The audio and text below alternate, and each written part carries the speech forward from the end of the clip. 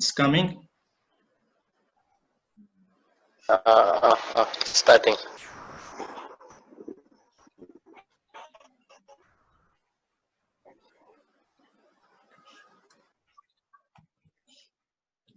So, ma'am, we can start, I think. Okay. So, hello, everyone. Am I audible, ma'am? Yes, you're audible. Good afternoon to all. Audible. Respected our speaker, my mentors, seniors, friends, and juniors. Physiomancer welcomes you all. Physiomancer Medical and Health is a platform from where you can gain knowledge and share knowledge to others related to medical and health. Today, Physiomancer is organizing free live session on the topic upper limb dysfunction in breast cancer survivors. So now I would like to invite our speaker of today's live session, Gitumani Uzir ma'am. Ma'am has done masters in physical therapy from UK. Ma'am is also a member of Indian Association of Physiotherapists. Ma'am is a certified manual therapist. Ma'am has the experience of working in Marie Curie Hospice, London. Ma'am is also worked in National Health Service, Scotland. So we welcome you, ma'am.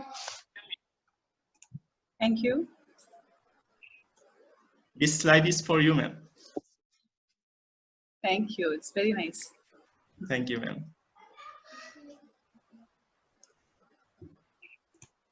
So I will make you the host that you can start your screen. Okay.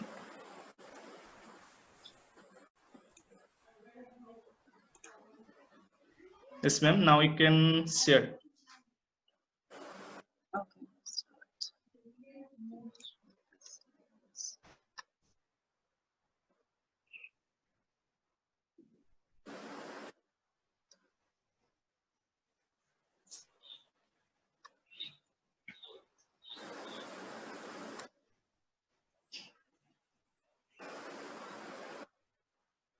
Is it viewable, the screen?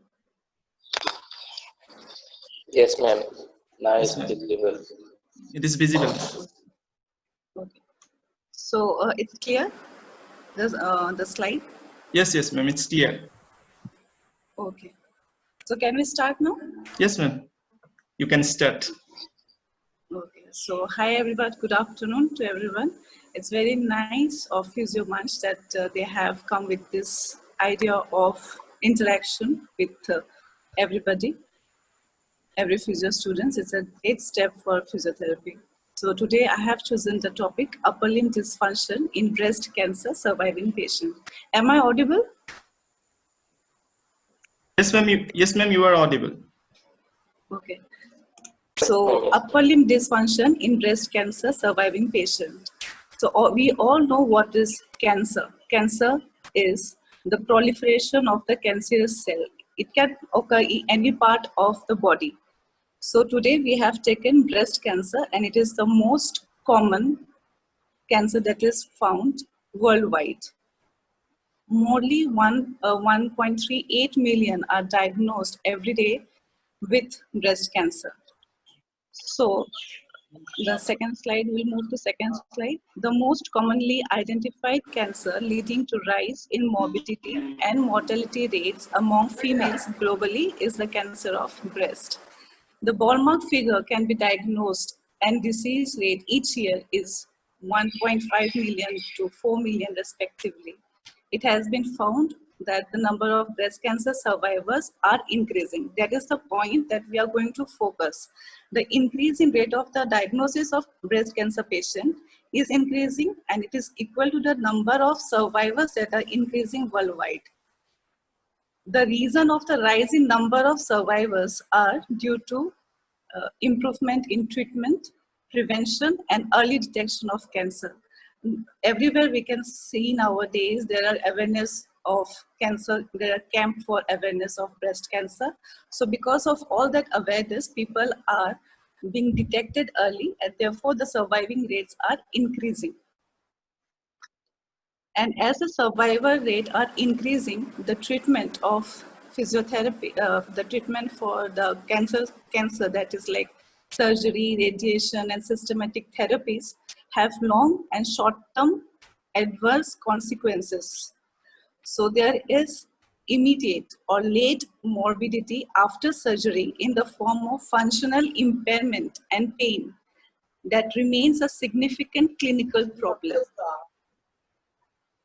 So upper limb dysfunction is one of the adverse effects of the breast cancer treatment.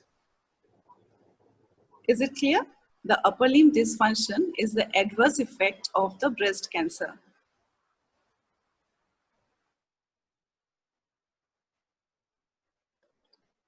Upper limb dysfunction is one of the most common morbidity that is present in the survivors. And it affects almost 7 in 8 of the women who are being treated for the breast cancer. And its prevalence is always high.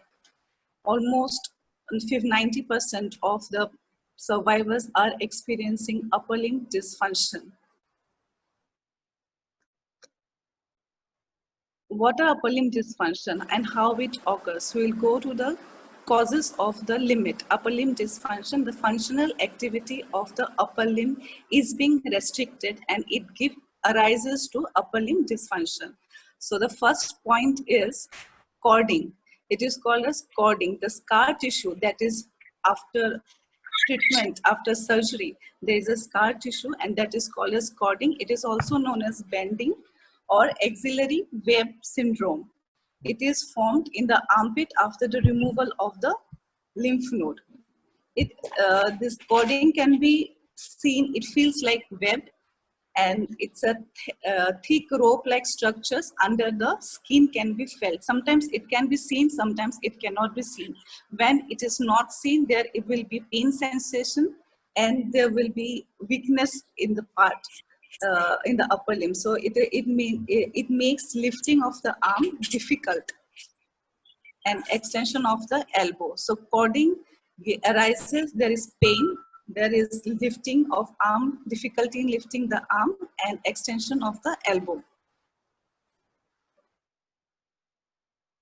The second cause is, and this is the most important cause, it is lymphedema. After breast cancer treatment, surgery, like mastectomy or axillary lymph node removal, there is lymphedema. It is an abnormal swelling that can develop in the arm or torso or a side effect of breast cancer surgery. Lymphedema can appear in some people during the months or even years after treatment. It is most common and considered as debilitating. 40% of the female experiences lymphedema. For example, okay, sorry, 40% lymphedema. So, due to the pain and increase in weight of the arm, the patient restricts the movement and due to which limitation occurs. You can see in the diagram, one of the arm is quite heavier than the other arm because of the accumulation of the fluid in the arm. Then the other causes for upper limb dysfunction are pain. Because of the surgery, there will be pain. Tightness, because a part of the body is removed. And after surgery, there will be skin tightness. Mostly the tightness is seen in the pectoralis muscle. And weakness, because there will be pain, the patient will restrict movement and therefore it will lead to weakness of muscle. The most important muscle that are being affected are the muscles of the shoulder girdle and then the scapula are the mostly important muscle which are weak, and therefore the joint mobility is being hampered and the stability of the shoulder is restricted.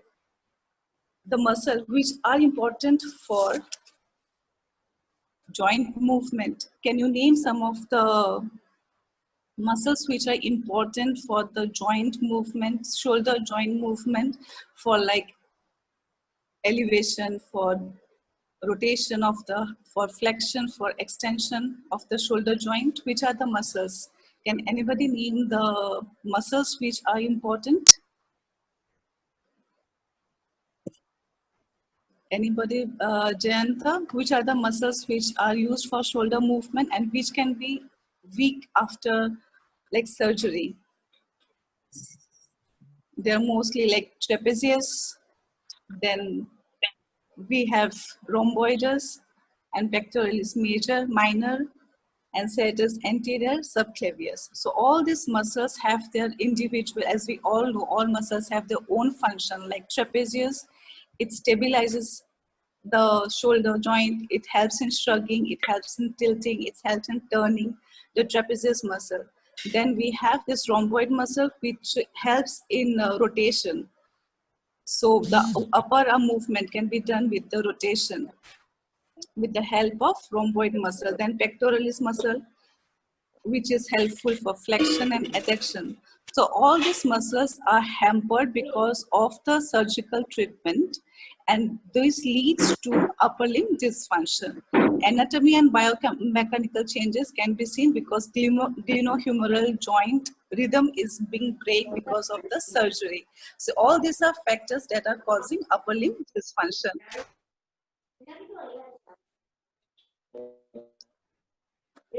Upper limb dysfunction consists of impairment.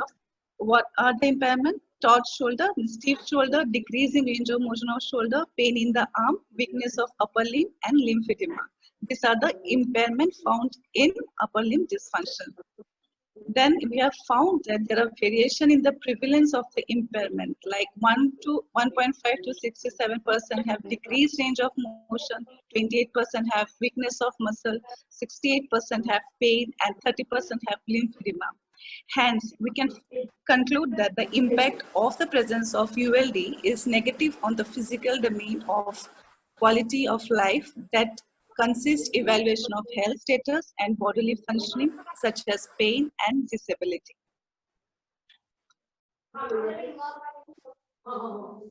And what are the most common impairment found in upper limb dysfunction? They are, as you can see, they are the pain and decreased range of motion.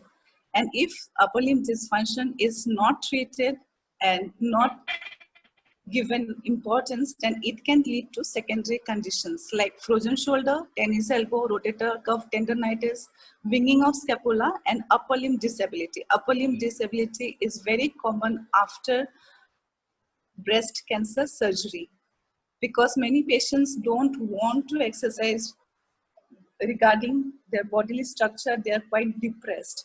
So upper limb disability in many of the studies have been found as one of the main condition for degrading quality of life, and which upper limb dysfunction is one of the part. So now, as we have known that upper limb dysfunction is and has a negative impact on the cancer survivors. So how we can help them? Which exercise can be beneficial? Which protocol should be used? Which factors should be kept in mind while delivering the treatment? Can we have a little bit of brainstorming here? Like, do you have any idea that which exercise will help in this upper limb dysfunction patients? How we can help them? Any framework, any type of modalities or any exercises that can help? Just take a few seconds to think about, because upper limb dysfunction includes all the movement of upper limb, and all the functional activities of a cancer survivor is being affected. The person can't comb their hair, the person can't wear their own clothing, the person can't do anything on their own because of the dysfunction they have, the impairment they have. So how a physiotherapist is going to help this surviving patient of cancer? How we can motivate them? So I hope you have a little bit of brainstorming now going on.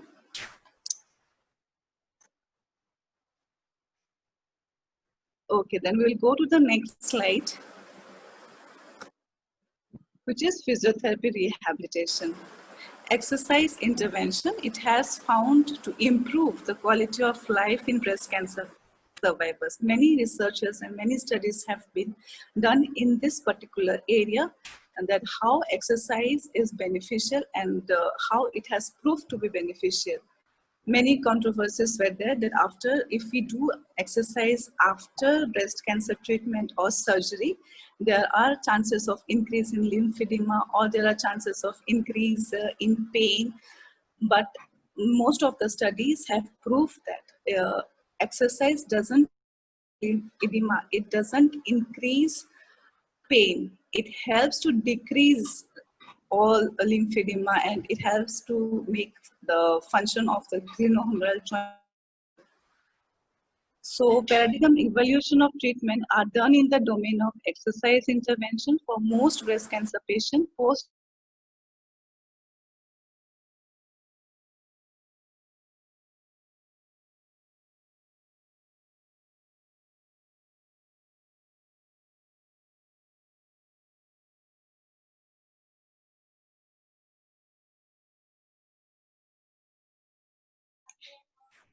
Hello.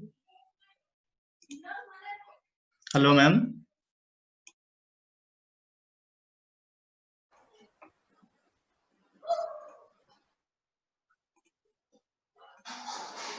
Recording দেখাইছে এতিয়া ma'am share কৰিব পাৰিব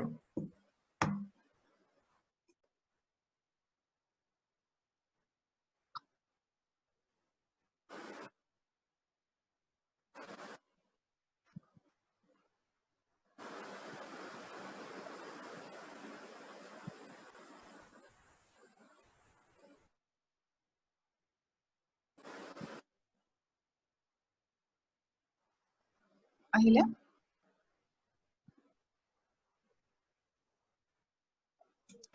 আহিছে ma'am slide to viewable হৈছে নে visible okay visible হৈছে so connections error কাৰণে মাজতে আমি ৰখি গলো so we will start again from physiotherapy rehabilitation exercise intervention has been found to improve the quality of life in breast cancer survivors. Many studies have been done regarding the benefits of exercising in the field of physiotherapy. So as I said, depression is one of the cause for many of the patients who refuse to go under physiotherapy rehabilitation. So the cancer rehabilitation process is a bit different from the other rehabilitation program that we have as a physiotherapist. So this is what are the goals of a physiotherapy treatment. The goals of a physiotherapy treatment are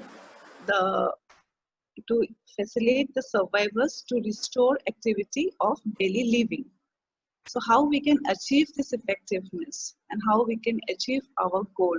The goal of physiotherapy, it depends upon the effectiveness of exercises. How the effectiveness of exercises will improve by recommendation of exercises depending upon the intensity of the exercises, frequency and duration of the exercises. Then we have to take in consideration the patient medical history, the age, the years of survival after the treatment of the cancer, and the type of breast cancer surgery. Because depending upon the type of the breast cancer surgery, the exercises will vary. So we have to keep in mind for the effectiveness of exercises, we have to be dealing with the type of surgery the patient has undergone for the treatment of cancer. So as I said, depression and psychological part is one of the main concern in breast cancer patient. We have to arrange, we have to think about a framework, about a model which we are going to discuss with the patient and how we are going to motivate the patient. So that model is known as the theory of planned behavior. You can see the diagram, it's a diagram of theory of planned behavior, which has been found to be the most widely used model for evaluating and explaining motivation and behavior of cancer survival patient for physical activity or physical exercises. What it means, the attitude of the patient towards the exercise, what is the attitude of the family members or other social people have regarding the exercise benefit, and then how we can as a physiotherapist motivate the patient. What are the intention of the patient? We can explain them, we can make them understand the importance of the exercise, and we have to evaluate the medical history. So assessing the patient, motivating the patient is the intention of the physiotherapist, which will lead to the behavioral change of the patient and uplifting the mood of the patient to do the exercise. So for rehabilitation of a cancer patient, specifically for breast cancer patients, the theory of planned behavior is being used quite commonly, and as a physiotherapist and physiotherapy rehab, it has many beneficial effects. You can see the diagram, and the theory of planned behavior in itself is a quite vast topic, and anyone who wants to know about the theory of planned behavior can go through them. It can be used in many rehabilitation, but for cancer patient, it is specially diagnosed for the cancer patient. Then we will come to our main exercises that we have. Exercise can be given to patient in different stages, in different phases. It depends upon how the patient react in the exercises. The first phase will be, the phase 1 will be the normal shoulder range of motion exercises. Then phase 2 will be like PNF techniques, and phase 3 will be aquatic exercise, which will be the advanced form of physiotherapy. So the exercise will depend on patient to patient and on different environment, how the patient react. So the first phase will be the supervised rehabilitation exercise program method. And how we do this exercise, it's very common. We do it in our daily day-to-day practice. So while starting any of the exercises, we start with the warm-up. The warm-up like stretching exercises of shoulder extension, flexion, adduction, abduction, and all the range of motion. Breathing exercise, it is very important for to warm up with the breathing exercise in cancer patient, because they are very weak and they can lead to fatigue of the muscle. So breathing exercise is important to in the warm-up exercise. Warm-up. Then strengthening exercise, shoulder exercise with moderate TheraBand exercise can be used, or weight can be used for strengthening exercise, as it gives resistance. TheraBands are actually used for resistance, so it is beneficial for breast cancer patient to use TheraBand for moderate exercises. Then the intensity plays an important role. Intensity should be moderate, 10 repetitions, and patient must able to maintain posture and scapular stability while doing the exercise. If the patient is not able to maintain the posture or scapular stability, then the exercise should not be continued. The patient should take a break of 10 to 20 seconds, and then again it should be started. The repetition is normally 3 sets, and cool down is also important. Cool down are like stretching exercise and breathing exercise. These are the normal supervised rehabilitation exercise program. The next slide, we can see some of the photographs, some of the pictures, how the exercise can be done. These are the moderate intensity shoulder range of motion exercises. All the scapular movement can be seen, and use of TheraBand can be seen. So elevation of the scapula, depression of the scapula, protraction, retraction, all these are the normal range of motion exercise for breast cancer patients or the survivors of the breast cancer. And then the phase 2. Phase 2 is normally where there is less pain. The patient feel less pain and they are motivated to do exercises. In this phase, we can introduce proprioceptive neuromuscular facilitation techniques, that is PNF technique. PNF exercise are self-exercise method where patient move within their ability to move without pain, and the duration of the exercises can be 30 minutes. PNF has been found to have many directly effect on the sensory reproduction of the breast cancer patients. So PNF exercise has been found to be directly linked with the depression of the patient. And PNF is regarded as an important element in reducing and preventing injuries due to exercises, because this is in pain-free mode they are doing, the PNF. And it takes almost 16 weeks to for the proper result of the PNF. So this is the second phase of the cancer surviving patient. Then again there is the phase 3, and it is the advanced form of physiotherapy, and these exercises can be given by experienced physiotherapists who are experiencing aquatic therapy. So it is based on hydrodynamic principles, and it has been found to decrease volume and tightness of the affected arm. So this aquatic exercise, again in this aquatic exercise, we have warm up. The survivor walks in the water for 7 to 10 minutes for warm up. They do the cardio exercises, and the temperature of water is also important. It is like 90° Fahrenheit. It is kept in 90° Fahrenheit, and diaphragmatic breathing. Diaphragmatic breathing all over the session of the aquatic exercise is very important, because it helps to drain the fluid, the lymphatic fluid, to venous system. So in all this phase 1, phase 2, phase 3, exercise has to be done with proper breathing techniques. Abdominal breathing and diaphragmatic breathing, both are important. In aquatic exercise, buoyancy and hydrostatic pressure plays an important part. The therapist have to be knowing the position of the water, how the position have to be there and assist the patient in the water, and active assisted and resistant exercise can be given in aquatic exercises. And hydrostatic pressure plays like consistent compression, and it gives strength to the person. So this is aquatic exercises. And one of the main important exercises, decongestive exercises for breast cancer female. Decongestive, the exercise are done with the while the patient is wearing the compression sleeves or compression mask.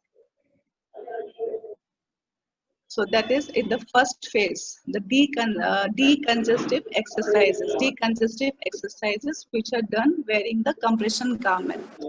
It is important to reduce the lymphedema, the person who lymphedema, and then to ensure the effectiveness of the exercises, it is important to monitor patient progress, provide long-term education such as planning on returning to work after like a recreational activity, or the person or the survivor is planning to return to work. So the activeness, so the exercise module will change. Then proper ergonomics and lifting techniques should be demonstrated. Potential pain triggers in patients should be considered to prevent injury, and use of evidence-based guidelines. It is very important to use the evidence-based guidelines while treating a patient for rehabilitation, specifically for breast cancer. So the conclusion is, ULD is concerned impairment in breast cancer survivors, and it is directly related to the increase in the number of survivors.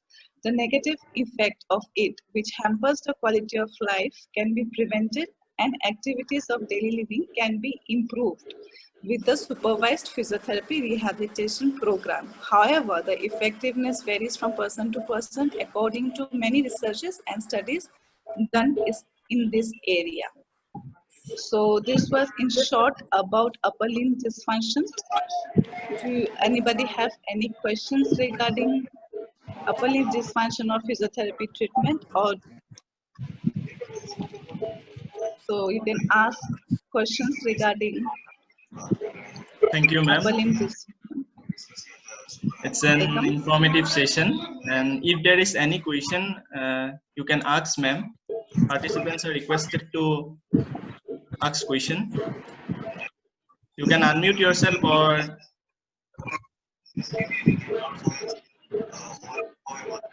hello. Am I audible? Yes, yeah. Yes. Audible. Participants can unmute yourself and ask question to ma'am. Feel free to ask question. If you are comfortable in any language like Assamese, Hindi, you can ask ma'am. Yes, you can ask in Assamese, in any language you are comfortable. So basically, if you want to summarize upper limb dysfunction, I can summarize once more, because in between there was no connection.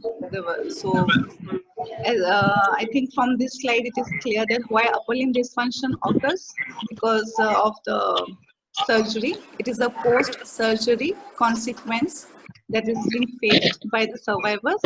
The reason are cording, lymphedema, and then weakness of muscle, pain, tightness, and anatomy and biomechanical changes. Biomechanical changes plays an important role in the formation of upper limb dysfunction.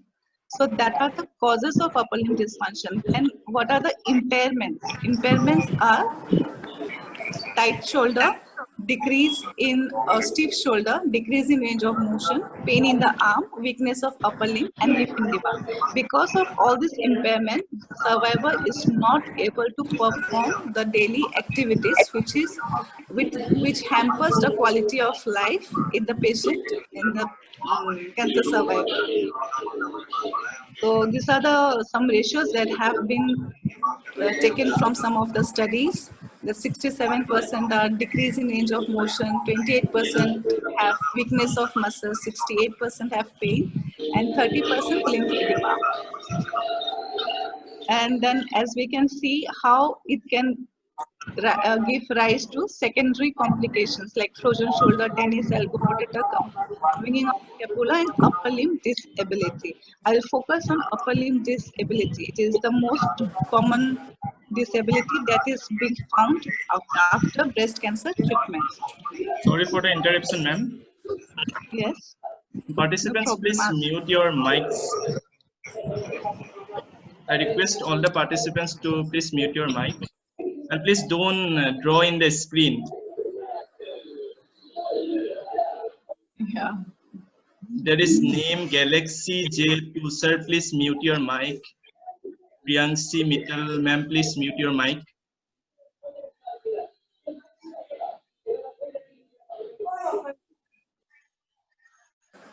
Yes, ma'am. Now you can carry on.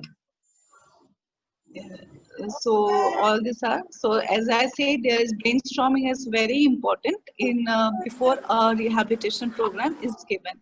Brainstorming means how we are going to help the patient, what is the protocol that we are going to use, how we can motivate the patient. So after brainstorming, we have found this physiotherapy rehabilitation and the importance of physiotherapy. These are the goals of physiotherapy to facilitate the survivor to restore activity of daily living. And this is the theory of planned behavior that is found to be beneficial for breast cancer patients. That is the theory of planned behavior. Then the exercises, all the exercises varies from phase 1, phase 2, phase 3. And the gradual increase in the exercise can be done depending upon the result, the outcome of the patient range of motion. The exercises intensity increases gradually. So this is the program method. It's in short, it's in a table format, the supervised rehabilitation exercise program. Then we have the slide for all the exercises for shoulder and scapula stabilization. The next is proprioceptive neuromuscular techniques, PNF technique, that can be used in the second phase, and sometimes it can be used in the first phase. But the main important part, there should not be pain while doing these exercises. And then the third one is the aquatic exercise, which is an advanced form of physiotherapy. Then how to ensure the effectiveness? We know to monitor the progress and use the evidence-based guidelines. Ergonomic and lifting techniques should be demonstrated, and potential pain triggers. It is important to keep in mind the potential pain triggers of the patient to prevent injury. And lastly, the conclusion and how ULD is concerned as an important impairment in breast cancer and how physiotherapy can help. And it's a very positive result, and many studies have found that physiotherapy plays an important role in improving upper limb dysfunction and improving the quality of life of a breast cancer survivor. So am I clear?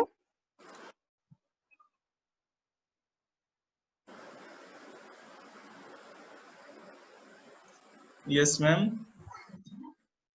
So yes, participants, please ask question if there is any question. Swasan?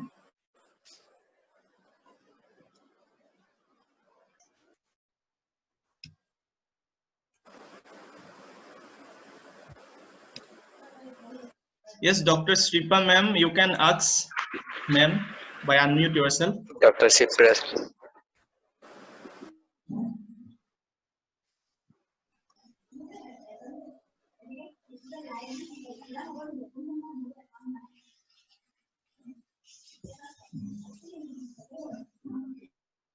Ma'am, there is one question. Complete cycle of exercise that takes how much time? Total duration and single session timing. It depends upon the phase, like the PNF phase, the second phase, it takes almost 16 weeks.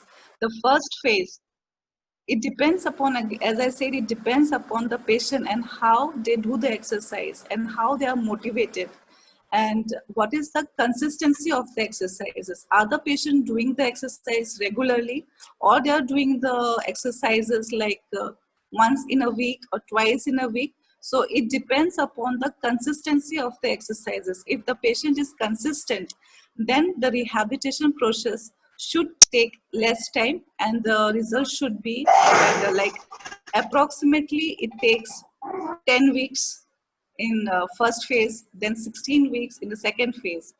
And the third phase is optional because it is the advanced form of physiotherapy. But a cancer surviving patient has to do the exercises regularly, and it's like a lifetime they have to do the exercises. If exercises are not done, then the severity of the cording, the tightness of the muscle will increase, and it will lead to all the other conditions like disability or the upper limb dysfunction. So exercise have to be done regularly. Once we have this supervised program for like 10 weeks or 16 weeks, then we can advise the patient to do home exercises.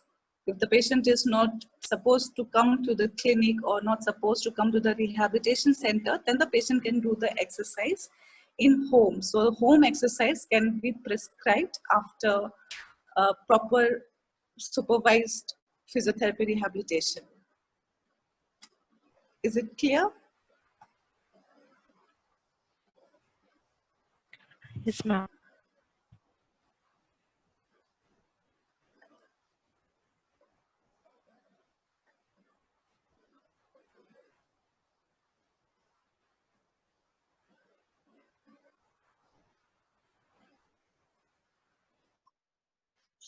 So, Ma'am, yes.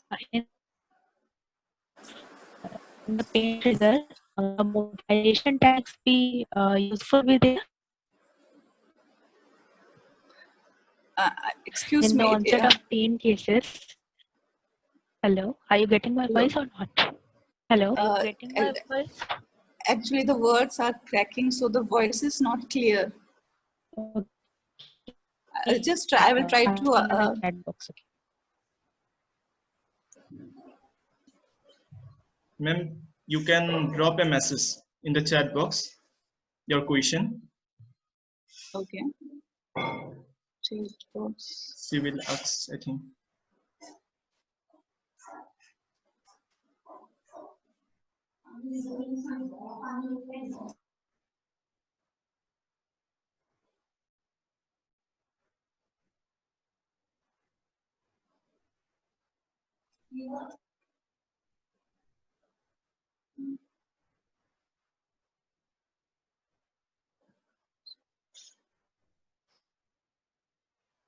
Okay, Dr. Shipra Avasthi. So it's like complete cycle of exercise takes how much time, total duration, and single session timing. All the session of the rehabilitation takes like 30 minutes. 30 minutes is the duration of the single session timing. 30 minutes duration for each exercises, like for first phase, second phase. 30, 30 and PNF can be done in the duration for PNF is like thrice, like 3 times per week for 30 minutes. Each session will be 30 minutes. It is not, PNF is not done regularly. It is done in sessions. So in a week, it can be done 3 times. And in research, it has been found that if it is done 3 times, then the results are beneficial. So when I was doing the article, I found out that these exercises for PNF are done for 3 times in a week. And then we have this aquatic exercise can be done every day. It can include aerobic exercise. But yes, to your answer, it will be like one session, duration is 30 minutes.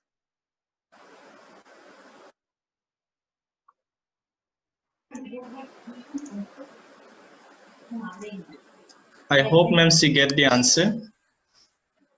Yeah, so. Okay. More question? Any questions? You can unmute yourself and ask ma'am. Yeah, you don't have any problem, you can ask.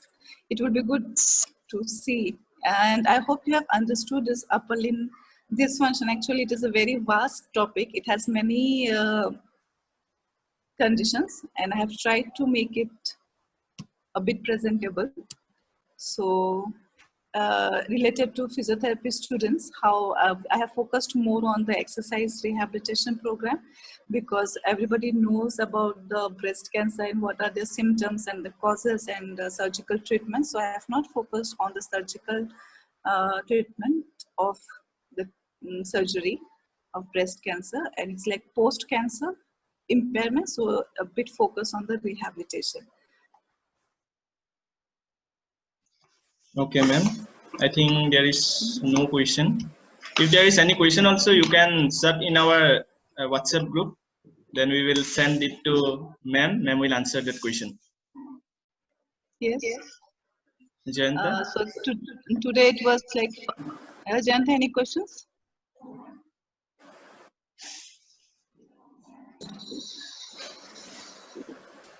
No, ma'am.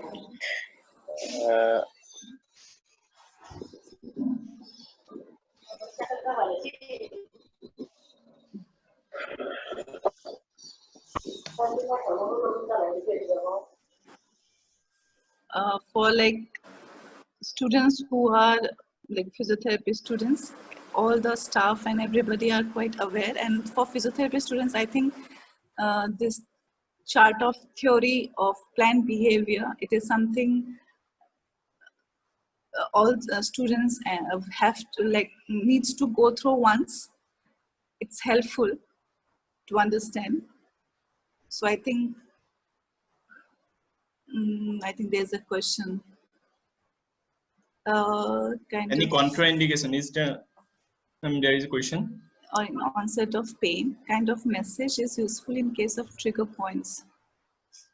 Kind of message is useful in case of massage is useful in case of trigger points or in onset of pain.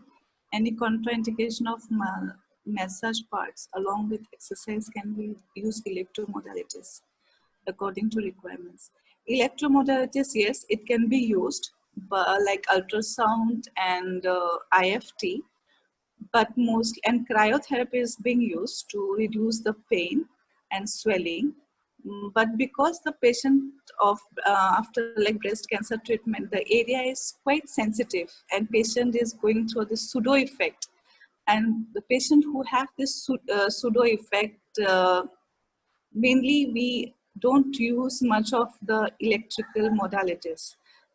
If the patient, once they are quite okay and there is no pseudo effect in them, like in psychological factor, then we can use, because if the patient is unaware and it's in this pseudo effect is going on, then the patient will be not able to answer like what is the temperature they are getting. The sensitivity of the skin will be unaware of to the patient. So when we increase the intensity of the modalities, the patient may not understand that the increase is there and it may lead to burn. So initially in the onset, we don't use modalities, but gradually we can use modalities like ultrasound to decrease the stiffness, and IFT, interferential therapy, can be used if the person don't have any placement like in the contraindication for electromagnetic equipments. If they don't have any of them, then they can use, because most of them for like bodily images use prosthetics, and therefore it's being after the history of the patient is evaluated, we can depend on how to give we can give or we cannot give the electric modalities. Massage in the trigger points is yes, useful because there is scar. In the scar, we can do the massage therapy, massage technique we can use in the scar because there will be cording. In the cording, we can use the massage, the normal massage technique that we used in scarring in cancer survivors. And what trigger points? Trigger point is like when a particular patient does an exercise, a sudden pain increases in a particular point, the trigger points. It might be in trapezius, it might be in the pectoralis, or it might be in the rhomboids. So we have to, if the patient experience some of the trigger points while doing exercise, we have to advise the patient to not perform that exercise, and we have to modify that exercise in a different way. So, therefore, I have mentioned one point that the trigger point has to be considered while giving exercises or recommending exercises to the patient, because if the trigger point exists and the exercise is continually done, it may lead to injury. To prevent the injury, we have to keep in mind about the trigger points. It's clear? Okay, ma'am. I think there is no time, only 7 minutes. Yeah. So yes, once again, because of the interruption, I would like to say that in between this, it just went out, and then again we came back and get together. It was nice interacting with everyone. Jayanta, I can see, Amelia, I can see, in Krishanto, and then I can see most of the students, and it's very informative. And those who I don't know, interest, Dr. Shipra, Vasti, quite interacting classes. I hope we continue like this in future. Yes, ma'am, definitely sure. Definitely, ma'am. It is a more informed session. So first of all, I thank you, ma'am, for coming in our session, and you will share us with a more valuable knowledge. So thanks so much, ma'am. Yes, thank you. Well, thank you. And all of you are most welcome to ask any questions if there is WhatsApp group or any way. If you want to interact, you can give me the questions. I will go through the questions.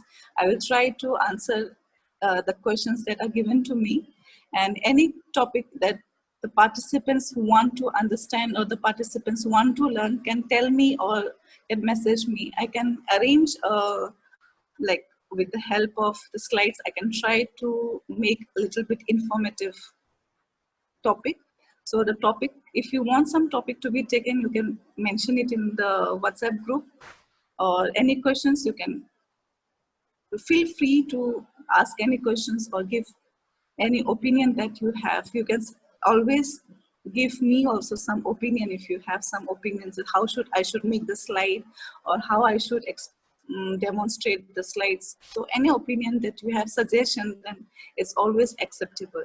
Thank you all the participants for coming and interacting with us. Thank you. Thank you, ma'am, for giving us Thank you. time Really, and it is a good topic for today. sharing your beautiful knowledge. Thank you to all the participants for your active participation. You will get the video in our YouTube channel, Physio-Mansa Medical and Health. You can see the video in YouTube also.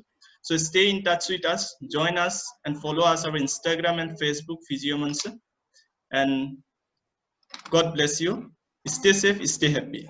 Thank you, ma'am, and thank you to all the participants. Stay safe. Thank you. Thank you all. Thank you all participants. Thank you. Thank you so much, ma'am.